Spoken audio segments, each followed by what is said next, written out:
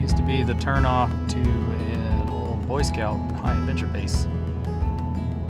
It's now privately owned, and supposedly they're going to be opening it up for private or for just commercial use. I'll have to check and see if they opened it up this summer or not. I haven't followed up on that in a minute, but I'm just glad to see some of the old Boy Scout camps that they had to divest over the last few years are still, at least someone's trying to use them and keep them up.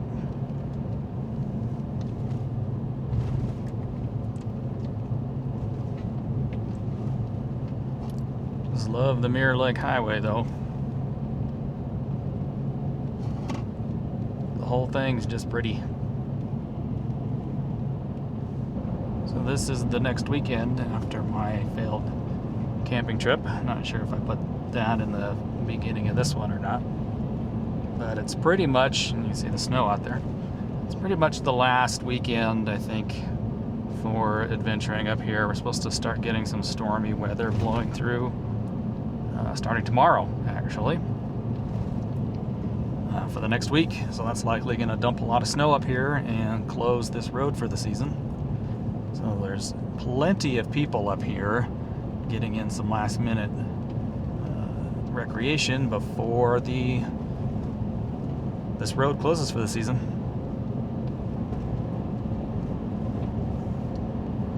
We are still heading north. We're descending down out of Bald Mountain Pass now, and I'm heading towards a Forest Service campground up here that I like to stay at.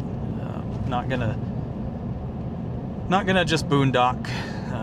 Not with the potential storm that's going to be blowing in. I don't want to risk getting stuck in case it's worse than they anticipate.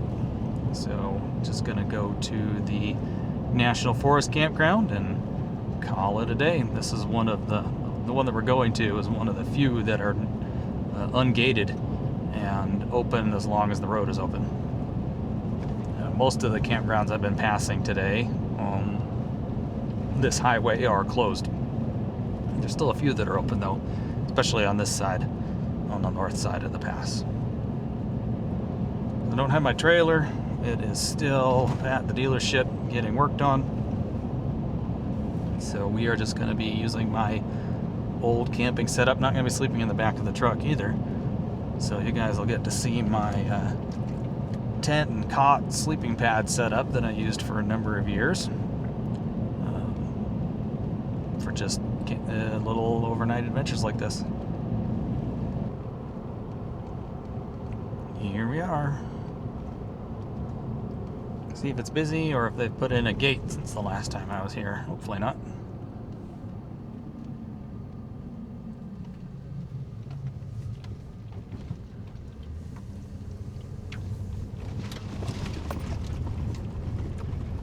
Looks like no.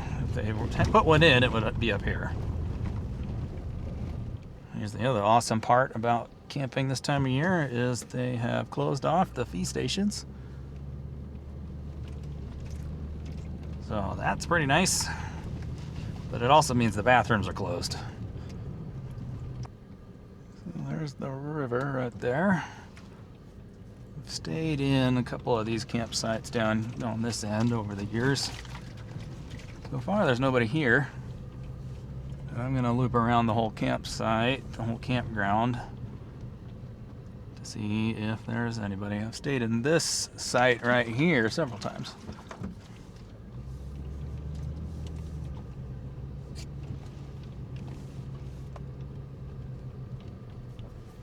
Here's the bathrooms. Let's go see if they're open.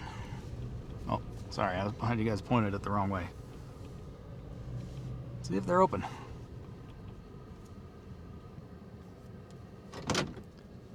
They are indeed closed, but just thought I would check.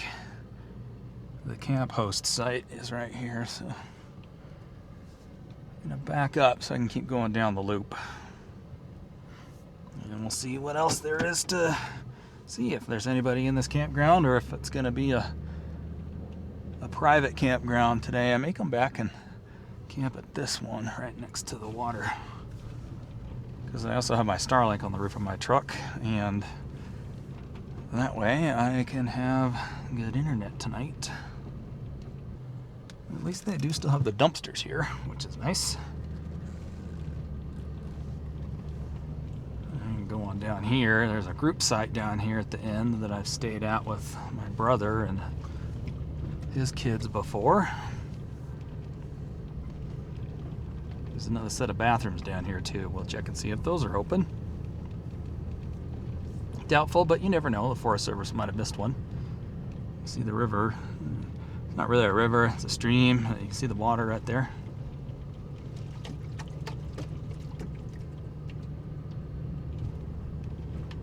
And there's the little group site that I've stayed at before. It's pretty nice. Can't get any trailers in here, but plenty of tents and there's a big group fire pit, lots of seating. It's right next to this water right here. I like this little campground. All right, let's check this outhouse right here, see if it's locked. All right, it was indeed locked. It would be nice if they would leave these unlocked even after the end of the season, because there are people that will snow machine up in here, and it would be nice to have some bathrooms, or at least a place to shelter in case of emergencies. You could always use the outhouse as an emergency shelter. But I guess I'm not the Forest Service, so I don't get to make those decisions. Alright, I'm going to come back and go against the flow of traffic. So much traffic. So I can go down here to this other site next to the water.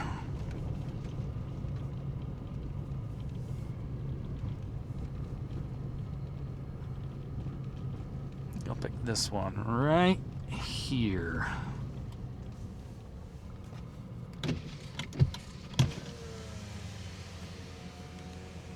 Yeah, I like this one. I don't think I've stayed in this particular site before. Let's go check it out. It is a balmy 48 degrees outside right now. I'm wearing a t-shirt, but I am gonna throw my little light flannel back on,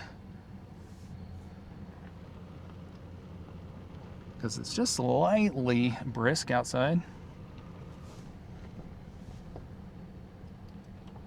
Okay, let's get out and go explore this campsite.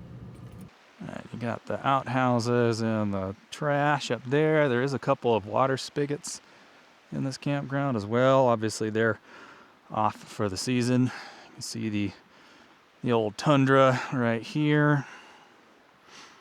Then this is the little campsite that I'm going to stay at tonight.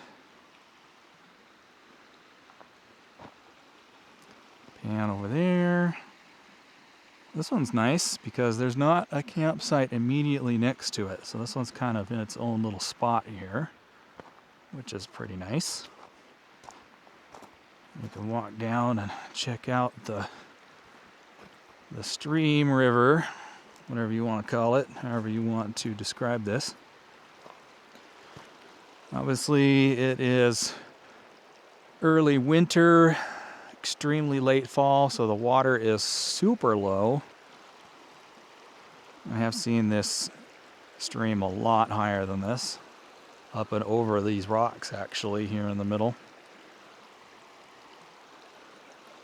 But this will be some good ASMR for falling asleep, some good white noise.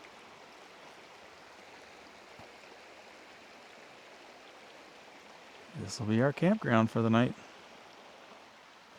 It's adventures like this that make me kind of wish I had a truck camper instead of just a truck and a tent like I'm going to be sleeping in tonight. I do have a potential idea that I'm tossing around in my head as one of the options for Alaska for getting a camper shell for the tundra. It's a little pricey, but it might be an interesting option. Could do that in a cargo trailer and then live in that until I can build a wall tent and something else on my property, but having the camper shell, so not this, it's one of the ones that has like a tent that pops up from the shell. But it means I could go on some small overnight adventures with just the truck and have a comfy bed and a weatherproof thing that I wouldn't have to tear up and set down a tent for. So it's one of the things I'm considering. We'll see what I end up deciding. All right, I think I'll just stick my tent. It's a little lumpy. I don't really need a good spot. I guess I could set it up over here. I do have a cot that I am going to be sleeping on, so I might just set the tent up right here under these trees. Get the good pine smell all night. Then I brought 2 bundles of firewood so I can have a fire. And we'll just hang out for the night.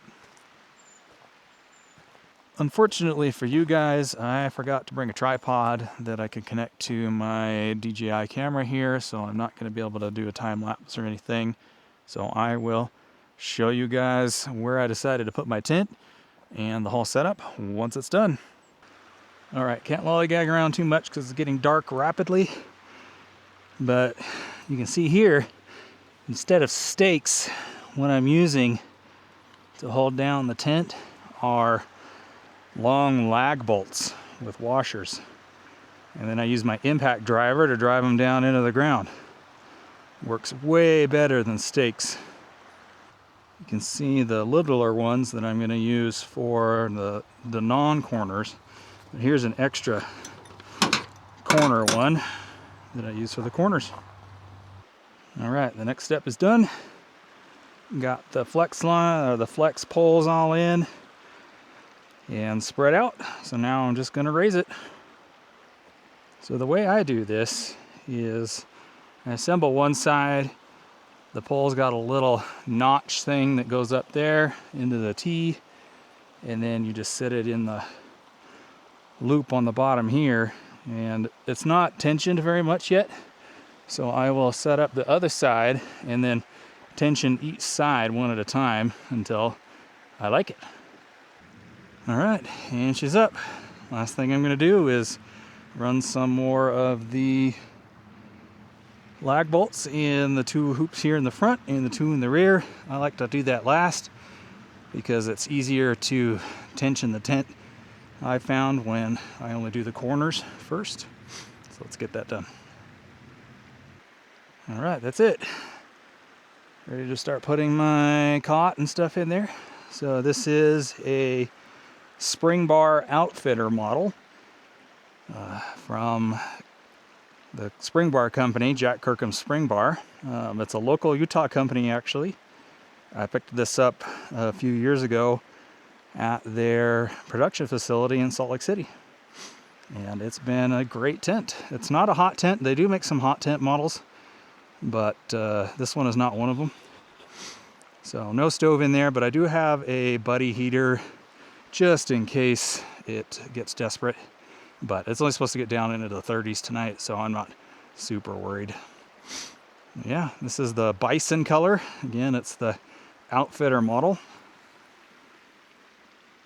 And it's a great tent for 1 or 2 people. All right, it's getting pretty dark, and I still have to finish getting all of my stuff inside the tent and then get a fire going before the light completely disappears. So I'm going to get that done, and I will put you guys down and pick you back up later. All right, we got 2 options because I realized I didn't have any matches in the truck, at least not where I knew they were at. So I picked up this stormproof match kit at Cabela's because that's all they had that looked interesting. But then I picked up these Stricon box kitchen matches at a gas station on my way here. So I'm going to try the stormproof ones first. I've never had good luck with these stormproof, waterproof matches. We'll see if these are any better or if the good old kitchen matches are forever the way to go. All right, the verdict is the stormproof, weatherproof, waterproof matches are still bullshit. It took 6 matches breaking before I managed to get one to light. So this was a one-match fire, but there's 6 carcasses that were down in there before it started.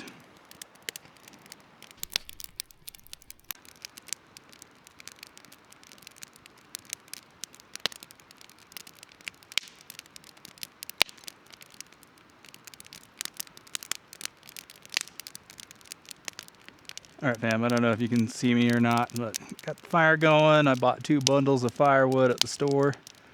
So I am just gonna sit here and relax. I have a freeze-dried dessert that I am going to reconstitute later, I think.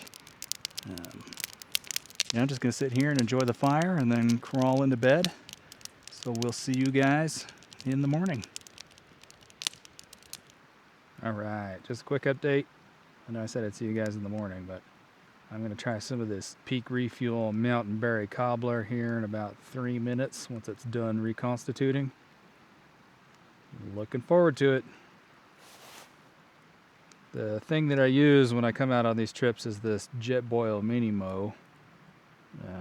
It's been a really great little water boiler. Someday I'd like to get the French press for it, but I don't have that. And I didn't bring any hot drinks with me anyway. It's actually not that cold, especially sitting over there next to the fire. But this is what I use to boil all of my water.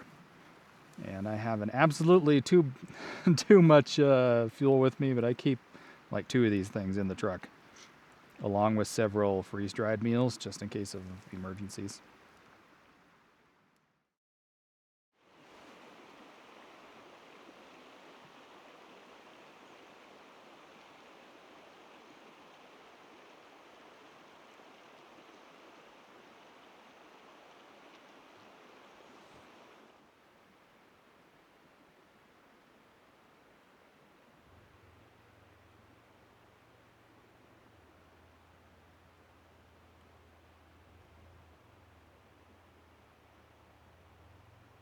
All right, good morning, guys. It is about 7:30. As you can see, the sun is coming up. I got woken up by a, actually I've been awake for a while, but decided to get out of bed when a truck was driving around the campground because I was the only one here all night and wanted to see if it was a Ranger or something. Just a little Toyota Tacoma, but yeah, so now I'm up and moving. It is a little chilly this morning. Not sure how cold it got last night. Stayed pretty warm in my sleeping bag inside the tent. Didn't even need to use the buddy heater really. But it rained last night, and there is whatever got on the truck there froze up. So it's a little chilly. I don't have a temperature thermometer at the moment to tell me how cold it is out here, but it's probably in the upper 20s, I would say. So yeah, let me show you how I have the inside of the tent set up before I start tearing it down. This may be the only time I use this setup this year, and the last time before I head back up to Alaska in the spring. I did have to get up in the middle of the night and put this chair away. I had left it out here last night on the other side of the table, actually. Got woken up at about 4:30, 5 o'clock by rain. And so I heard and tossed my chair in the back of the truck. Fortunately, it didn't get too wet, so I won't have to leave it out. However, I will have to spread out the spring bar in my parents' garage when I get back to let it dry out. It's mostly dry. The roof is wet. The walls are mostly dry, except down at the bottom. It did get a little wet, and so did the ground tarp. It rained a little bit. But here's the inside of the tent. So first stepping in, you see I've got just a big cot here. This is a Cabela's Outfitter XL sleeping bag that I bought a number of years ago. And then I have an Xped Mega Mat. Really warm. This has a really high R value. Love this sleeping pad. Most comfortable air mattress sleeping pad I've ever slept on. And then I've got a Teton Outfitters cot. I got a little side table here where I kept my stuff. And then over here, I got my little buddy heater that I used to take the chill off while I was getting changed to go to bed last night. Didn't feel like I needed to use it this morning though, so I will get that put away. Yeah, that's the spring bar setup that I've been using for a few years. It's pretty comfy for one guy. I've never had more than one person in here, so there's never been 2 or 3 people, but you could fit 3 people in there if you wanted to squish, sleeping lengthwise. But it's always ever been just me. It's little trips like this when I was setting up the spring bar yesterday that made me wish I had a truck camper. I think I mentioned it in a clip last night, because that would have been really nice. I don't know, I like tent camping, but at the same time, as I'm getting older, I'm finding that I like a little bit more creature comfort. That's why I switched from the old tent cot that I used to sleep in my 20s into my early 30s to this spring bar setup. Much more comfortable. All right, I'm gonna get breakfast going and then tear camp down and get moving for the day. All right, I snagged 2 options for breakfast this morning. One was the backpacker's pantry. I've had this one for a while, obviously. This is one of the ones I keep in my truck. Then I also snagged this one from Heather's Choice out of my bin of freeze-dried food that I keep. So which one do you guys think I should try this morning? Got the mini mo going.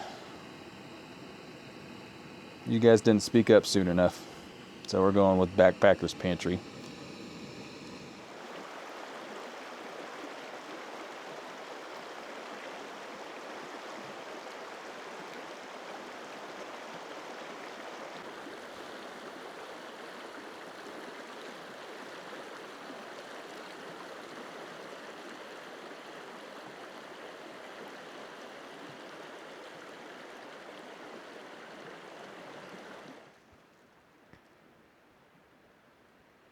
Sun is almost up. I don't know if I've shown you guys my Starlink Mini, but there it is in its magnetic roof mount. Worked great on the Alaska Highway southbound trip. You can see I got the cable running in the other door. And then down in here, behind all this stuff, I have actually 2 power stations. Both are EcoFlow. Currently the Starlink's running off the bottom one, and it has been all night, but I brought the top one just in case. But the bottom one's only down to 50%, so that's pretty good. And then it'll charge off the carport as I drive home. All right, breakfast is done.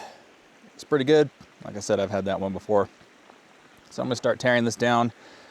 I'm not gonna put it all away. I'm just gonna kind of fold it up and then shove it in the back of the truck because I need to lay it out to dry out in the garage when I get home. You can see there's water frozen and piled up down along the bottom. And then, like I said, the roof is still wet, and I don't want to wait around to see if this sun over here is going to make an appearance and dry the tent off. So I'm gonna start getting packed up, and then we're gonna head on back. All right, got everything packed up. There's the cot and sleeping bag and pad, and then my little doormat so that I keep most of the dirt out of here. All right, this thing is pretty much the only part of this setup that I don't like is this cot. Once you get it set up, it does the job, but it is a pain to get set up, and it's pretty cheap feeling, and it came in this just absolutely terrible carrying bag. It only has a strap there and there. I've had this for a while, so maybe Teton Sports has improved their bag slightly, but Yeah, I wouldn't buy this cot again, personally. All right, the tent's down. Still got to do the tension poles. But I did go around the edges and mop up most of the standing water.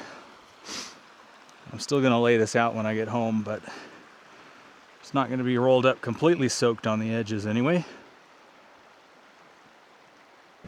All right, camp's all packed up. Not a bad spot. Just a little chilly, got the truck warming up. Sun is just starting to peek over the mountains over there. And it is 8:30 a.m.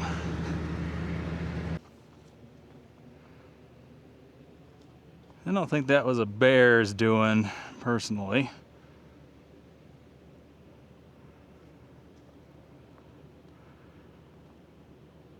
There was trash in there, so I closed the one working door because the idiots, whoever was here before, didn't close it, and there is trash in there. I looked. A bunch of camping chairs, beer cans, a couple of bags. I did wander over here and notice this was a HughesNet satellite, probably for the camp host. Don't need that anymore. Got you some Starlink. I used mine all evening and all night. Worked great. Now Google wants me to go that way, up towards Evanston, but I don't want to. I'm gonna go back the way I came, which was to the left. Back up and over the pass. Go see if it got any new snow last night. Oh, it's my favorite kind of driving. It's grumpy, snowy, cold. It's gorgeous. I was going to end the video back there at the campground, but decided I would take you guys along still for the drive home since I decided to go this way. So we'll stop and look at a couple of things as we're going up the Mirror Lake Highway here. Got time. Not supposed to start really storming for another 2 hours or so.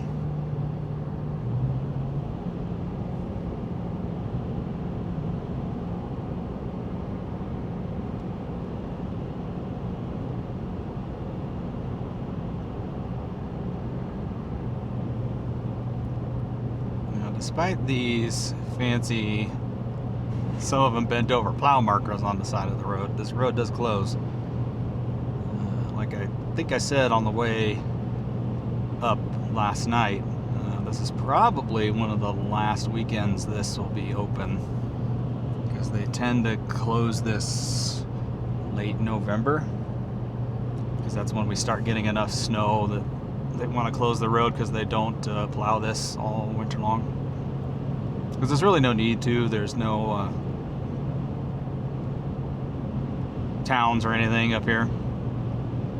It's just a scenic byway, so there's really no need to plow it. And then it gives the snow machines a place to go riding that's clear of trees and stuff. Yeah, I don't know if you guys can see it down in there, but the truck just hit 130,000 miles yesterday. Another reason why I decided to keep this truck is I have had literally no mechanical issues with it. Knock on any wood. You hear me? You hear me, truck? Means we're treating each other good, right? Yeah, 130,000 miles. No problems except for routine maintenance. Now, I've not owned the truck for all 130,000 miles. I bought it with 62,000 miles on it, I think. Somewhere in there. It was in the 60,000 mile range. I'm the second owner, so I've had it for half of its life now, at least half of the mileage life. The first owner put a lot of miles on it, and this is a 2019, so it's 6 years old and has 130,000 miles. So obviously, the first owner put a lot of miles on it, and then I also have put a lot of miles on it. But these things are known to just go and go and go. So I'm hoping to get another 150,000 miles out of it at least.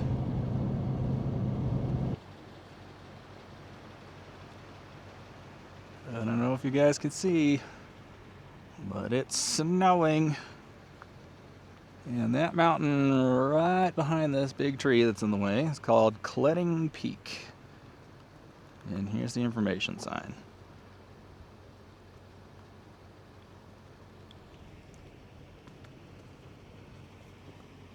Gorgeous. There's nothing on this sign, unfortunately. Back in the snow. We are above 10,000 feet again. Still gorgeous out there.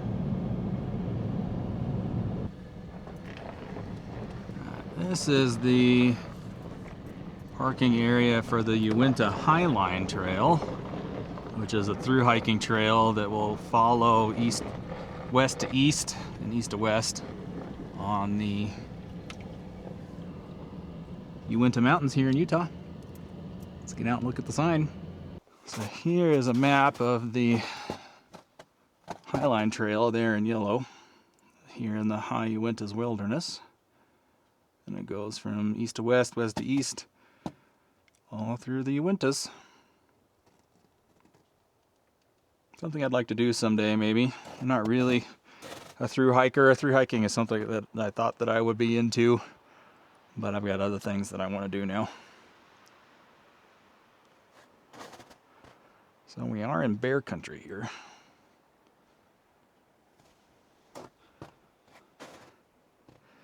So the snow is not fresh. It's pretty gross to walk on.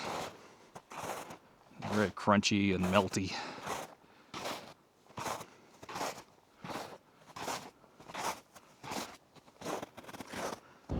This is the kind of day and driving that gets my adrenaline going.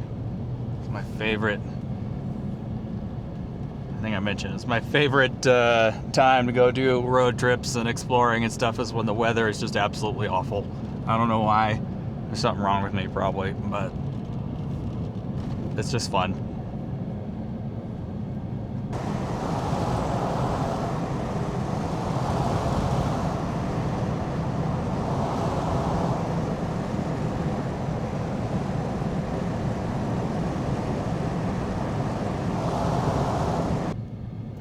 Let's pop down in here, show this to you guys. This is Mirror Lake. Ooh, that's a big pothole. Dodge the pothole. Dodged it. Yeah, this is Mirror Lake. This is a very, very, very popular little area down in here. There's a big campground. It's fishing. The lake is slightly frozen over, it looks like. Not completely, but there's ice, at least enough ice on the shoreline close to here to hold snow. But yeah, this is a popular, gorgeous little area down in here, and it'd be nice if they would come clear out all these dead pine trees that got killed from the beetles. They are slowly doing it on the main highway. But they need to come down here and do it in here as well. Alright, let's try not to slide off the road on the ice.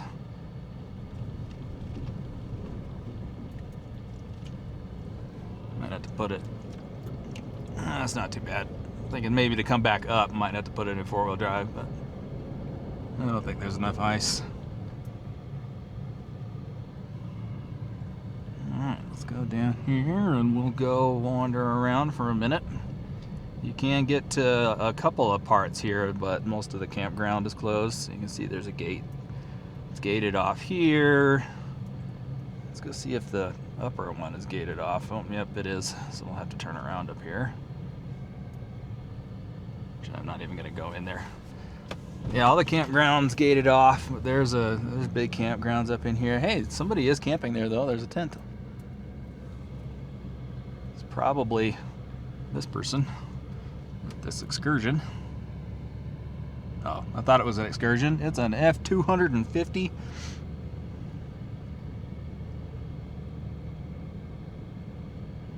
Yeah, let's go walk down to the lake. It's a gorgeous area, guys.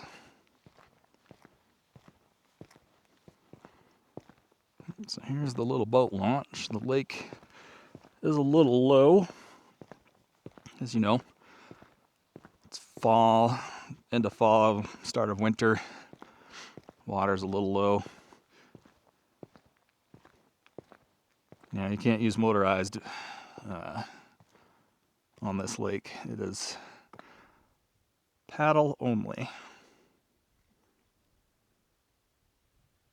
But it's gorgeous.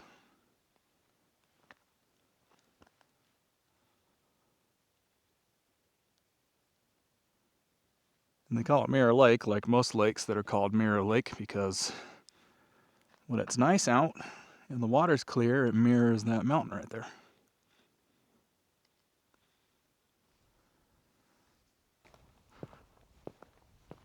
Little walking path reminded me of roads in Alaska. Just heaving everywhere. Alright, we got the old, I'll roll the window down, Mirror Lake Guard Station. This was built in the 1930s. It's not used full-time by the Park Service rangers anymore,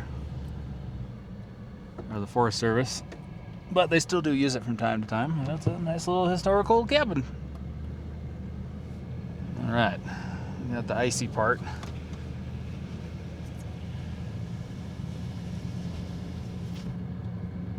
See how my traction control likes this? Yeah, we're fine. Oh, there goes the traction control.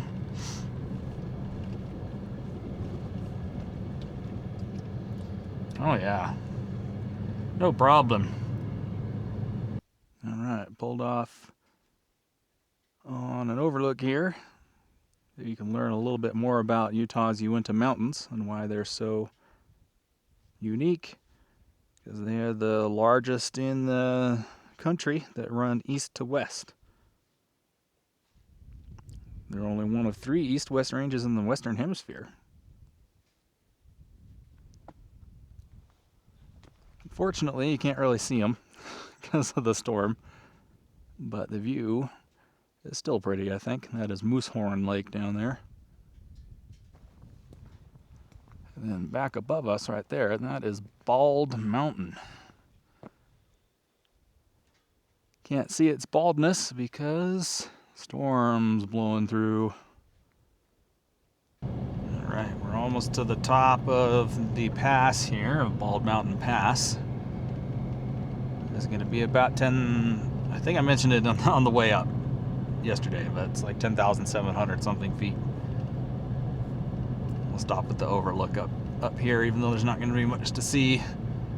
Let's see what the sign says. So here's the trailhead if you want to hike up to Bald Mountain, which I've never done.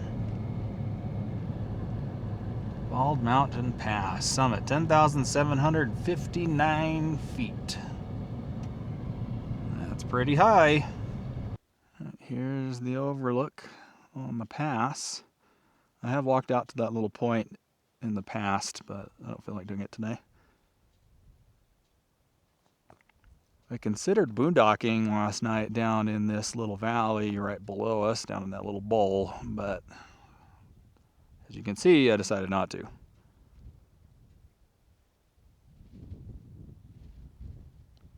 Yeah, there's the highway right there, and we are headed that way.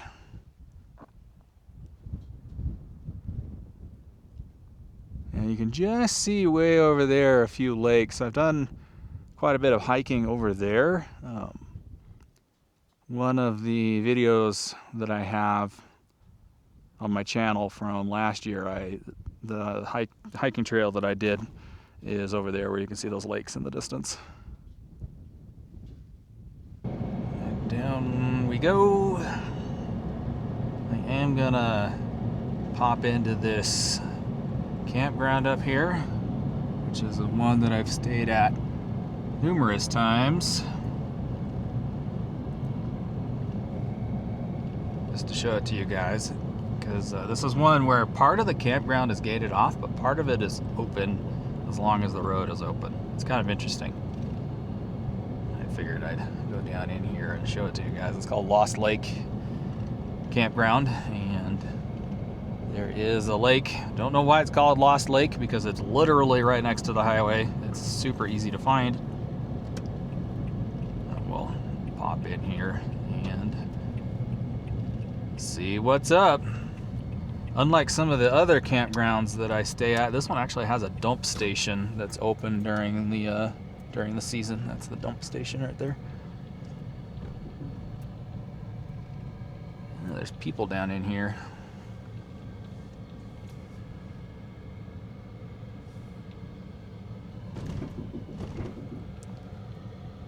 So if I'd stayed here, I considered staying here yesterday, but I would have had company. And that exact spot that they're in, I actually have stayed in before. It's a nice little spot.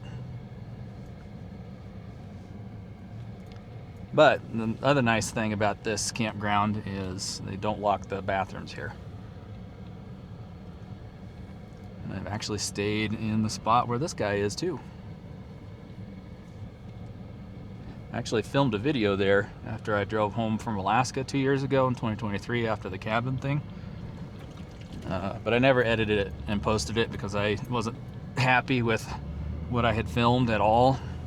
I didn't think it was very good, so I never actually posted it. But right where that truck was parked, I camped and stayed there. All right, whoop. Back up and get out of here. See, I'm not the only crazy one out here that decided to come up for the last weekend of the season, basically, to do some cold weather mountain camping. Alright, this right down here is the Provo River Falls. Now, they're pretty sad right now because, like I said, early winter after a dry summer, there's not much going on here, but I have been up here during runoff, and the amount of water that comes down the falls right here is just absolutely insane during the spring runoff. And unfortunately right now it's there's not much going on.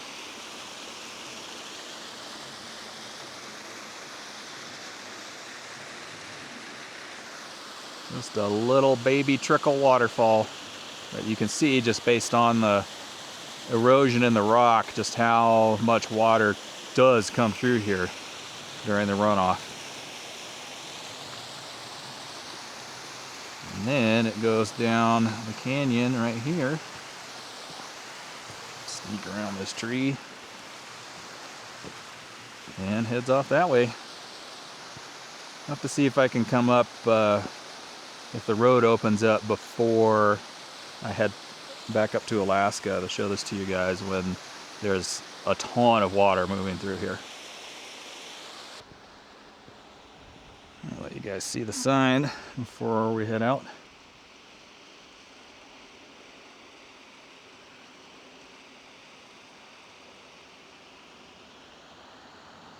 The falls are right down there.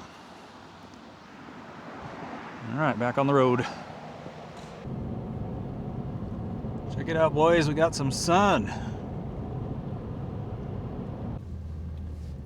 This is a little turn off that I don't think I've ever been down. Let's go see if it's open.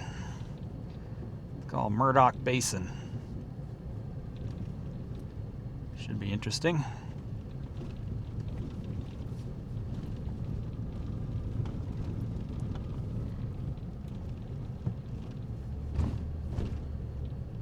Entering fee area. Murdoch Basin camps. Let's go up here a ways. See what there is to see on this little dirt road. Probably some boondocking.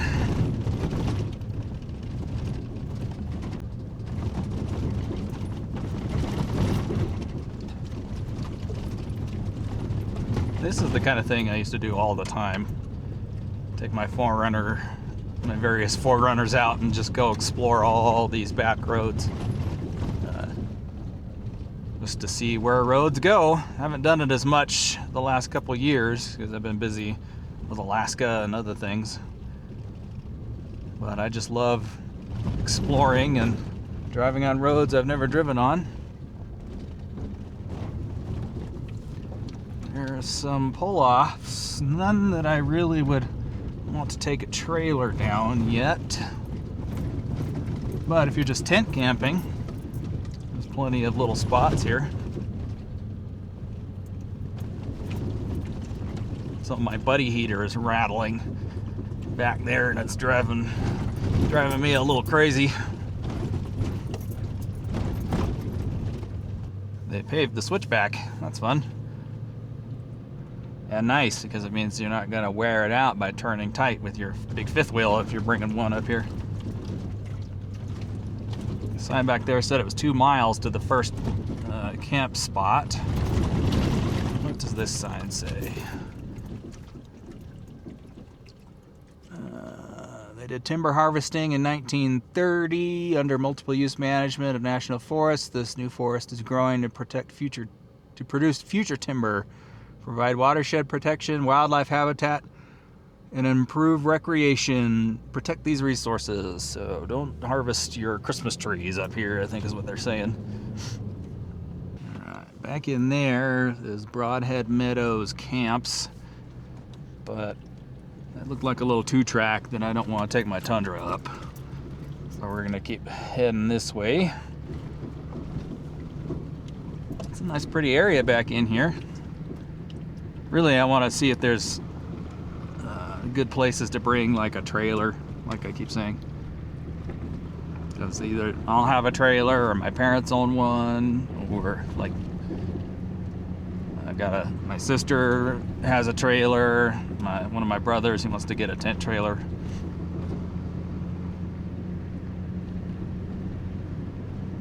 And you know, people want to come down and adventure around Utah. May as well show where you can get trailers in and out.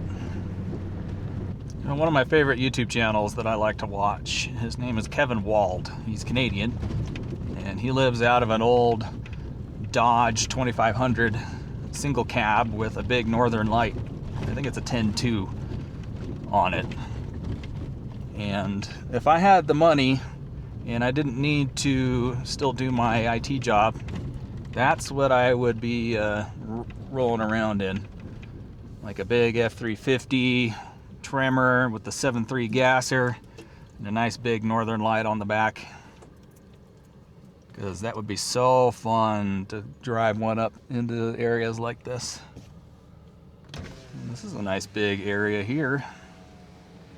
You can get your trailer back in there against the trees.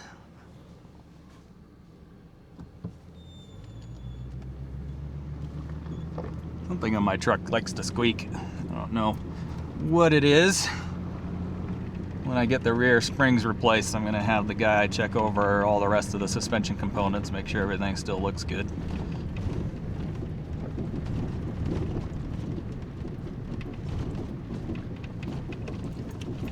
This is not what I was intending to show you guys on my way home, but you know, we're all adventuring together today, right? Oh, this is a nice big open area down in here. This must be the Murdoch Basin Complex. We'll drive up to that in a minute. I'm gonna have to stop and change the battery on the DJI. I've gone through 2 batteries. No, this is just thought this went around. There's an outhouse. Ooh, it's unlocked. Nice. And I got a nice banked turn. Take it at speed. Woo! That was fun. Let's ease around in here. See what this sign says. All right, that was just a general information sign. Definitely lots of places to play in here. I don't know about parking a big RV. There's a fire pit over there. Well, let's not drive down into the gully. That would be bad. Too busy looking at the camera and back there, and not busy enough watching where I'm steering. You could get a trailer in over here. See that spot right there? Oh, and there's picnic tables and stuff. Let's drive back in here. That's a 2-track. Not taking the Tundra up there. Look, picnic table. You get some small rigs in here. There's a couple of tables. One needs some repair, and this is the end of the line for this little back area, but you could back a trailer up in here. Squeak, squeak, squeak goes my suspension, or my brakes, not sure which. Alright, we're backing up.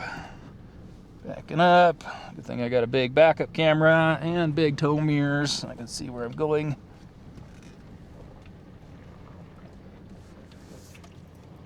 Alright, I gotta change the battery. No, we still got 19%.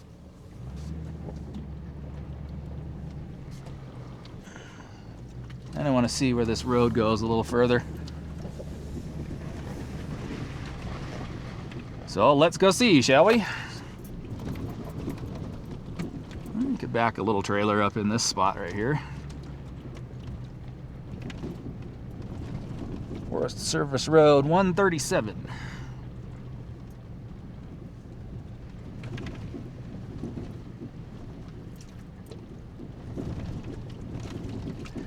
Yeah, I don't think I would bring a trailered rig past that spot. Then you'd have to bring it through this spot right here, and this is zero fun. Let's dodge that big rock. I'm trying not to smash my skid plate against stuff.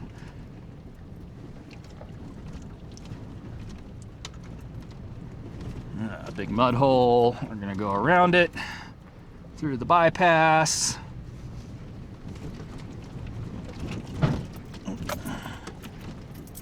Something went clank back there.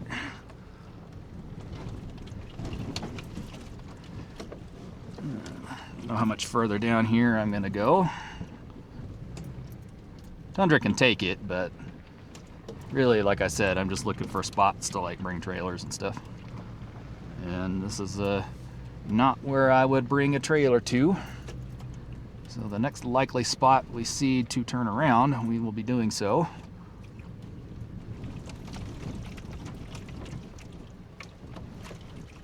Not too worried about the Tundra not being able to make it through here.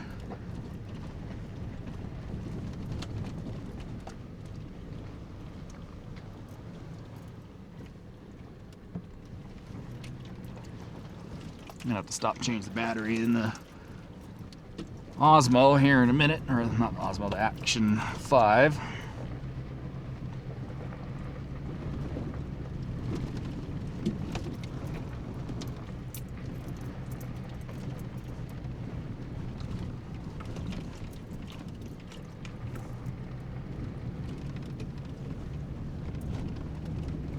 This is fun.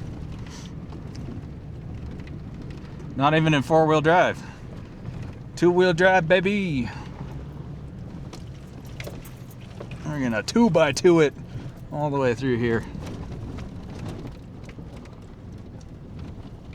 All right, I think that's it. I can turn around right here.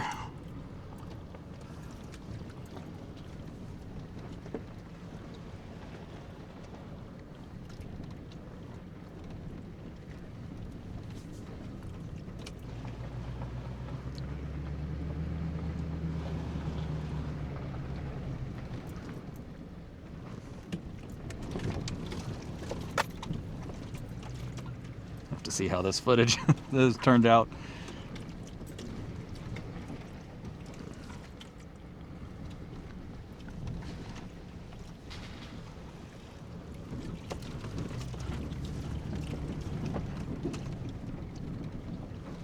Dodge that big rock right there.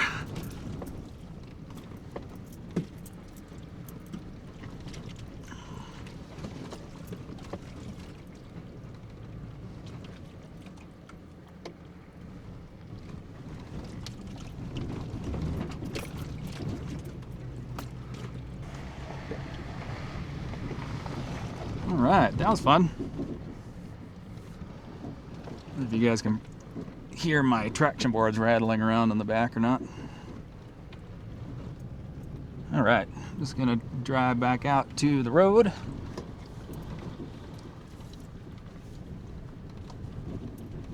and head back up the highway, see what else we can find to see. There's another campground right here to the left called Shady Dell that I have stayed at a couple of times. It's one of the ones that is ungated, so as long as you can get up the road, you can get in there and use it, which is kind of nice. It does have long drop style bathrooms. You see the sign right there, Shady Dell. Stayed there a couple of years ago with my parents one time. They were in their little trailer and I was in my spring bar there, and it got chilly that night. We had left the chairs out and the stove out on the table, and everything was covered in a layer of ice the next morning. Ice frost, it was pretty thick, so that was fun. And then you got spots like where that car is parked all along the highway here that are just dispersed 14-day limit boondocking camping. Alright guys, I think I am gonna just end the video here now. That was the last thing I really wanted to show you guys while headed down the Mirror Lake Highway here. Lots of adventures up here, lots of places to go camping and boondocking and get your side-by-side out here, or your ATV. Lots of snow machining up here in the wintertime as well. So it's a fun area, and I explored a couple of roads that I've never been down before. So thanks for watching. If you like this kind of video, please give it a thumbs up. Leave me a comment if you have anything you want to say. Hit that subscribe button if you haven't already, and we'll catch you guys in the next one. Get back into town and get drinks. Not that kind of drinks. The hydrating kind of drinks. Maybe it is that kind of drinks. Alright, I lied. There is one more thing to look at that I've never actually stopped at. It's called the Provo River Overlook. See if it was worth the stop or not.